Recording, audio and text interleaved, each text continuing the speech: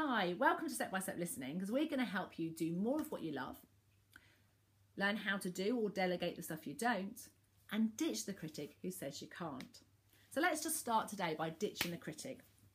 For those of you that sat here watching thinking, oh my gosh, I thought this was a professional communication coaching company. We've looked up Google communication coaching and you're looking at it and thinking, well, she's doing a video on her sofa.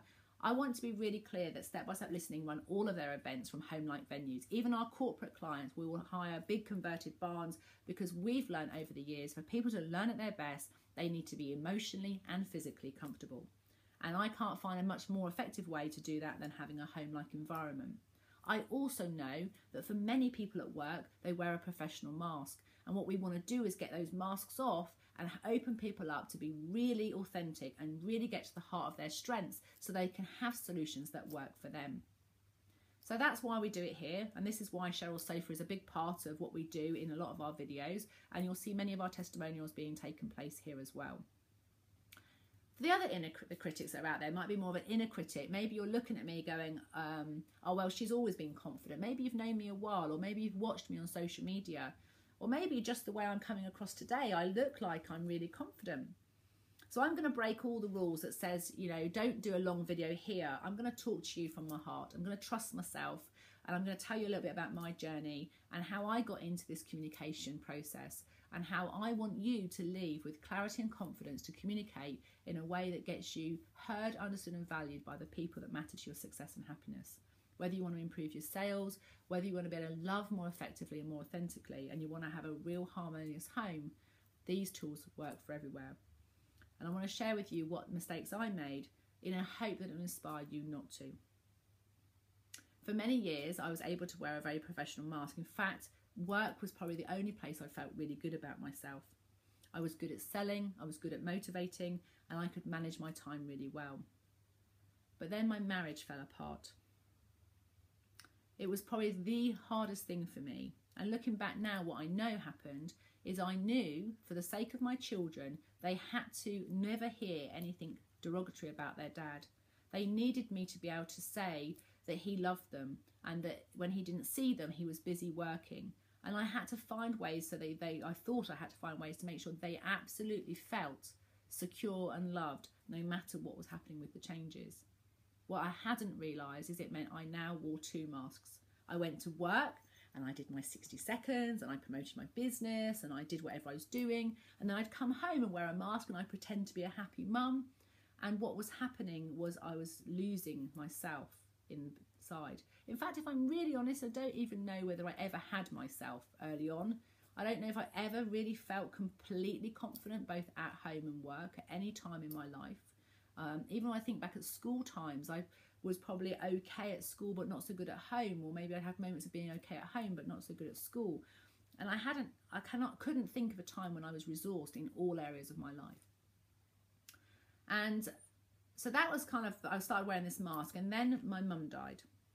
And I sat down for the first time with my mum because we both had this inner critic, and we would have this conversation with each other, and then we'd leave and it was go, oh, why did she say that? She never does that. And we'd have these conversations, but we keep coming back because we both wanted to have a really good relationship.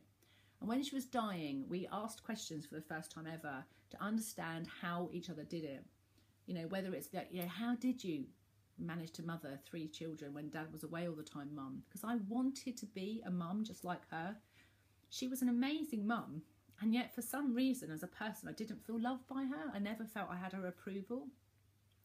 And during those last few weeks, I was able to ask her, how do you mother at your best? And I learnt loads from her. And she told me that she was jealous because what she wanted was to be a good working mum. And if I'd only had the courage to ask her those questions earlier, I could have learned how to be more of the mother that I wanted to be from the role model that was just there in front of me.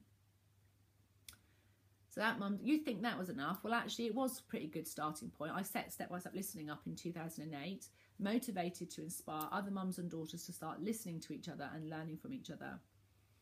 But little did I know was I was still wearing this mask because my own daughter and I started to repeat the same patterns. My marriage to Mark, as many of you will know, started to repeat some of the patterns of my first marriage. And before I knew it, I was really struggling to even keep my professional mask on. Masks were cracking all over the place.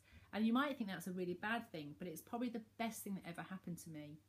And the worst thing is it didn't happen, and I didn't really listen to myself until my daughter started self-harming. I was in this position where I was so desperate that I was going to be a really good mum and that my daughter was going to feel really loved. And there I am. She's self-harming and she's lacking confidence, and she thinks I love her brother more than her. And I'm like, how did I end up here? And what I realised afterwards is that I didn't have confidence in myself. I was always good at fixing other people. I was good at sorting everybody else out, but I wasn't very good at sorting myself out. And I did spend some time trying to make her more confident, and realised that didn't work. So she moved out at 16, ended up living in houses with drug addicts, all sorts of stuff, different role models. And I had to trust and let go, and trust that if I got myself strong and I got confident and I had clarity about what I wanted and what worked for me, I could share those resources with her when she was ready. I'm pleased to say now she's 20 and I'm so proud of her, and we have such a great relationship. And I want you to be in the same place. Now, my emotions are about my daughter and my children and my husband, and I feel completely connected, and I feel really loved by them and my brother, my sister and my dad right now. And I never had that before. But what it also has done is transformed the way I react in business. You know, I do what I do because I do it the way that works for me. I'm breaking all the rules with a 6-minute video. But you know what? If you're kind of person that doesn't like emotion, you've probably switched off, and that's fine. I want to talk to those people who either have boxed away their emotion and they know they've got to be able to start communicating to the people they care about how they feel. Or if you're someone who's quite emotional and you know you need to sort of control it in some way to be able to put that professional front on, but actually you've reached that point where you just want to be yourself. You want to be able to go out there and do it the way you want to do it. Then please do check out how we work, and I'll take you through the 3 steps of clarity, confidence and communication skills that can help you to set yourself up for success in every area of your life. And you'll never have to wear a mask again. You can just turn up, be yourself and be happy.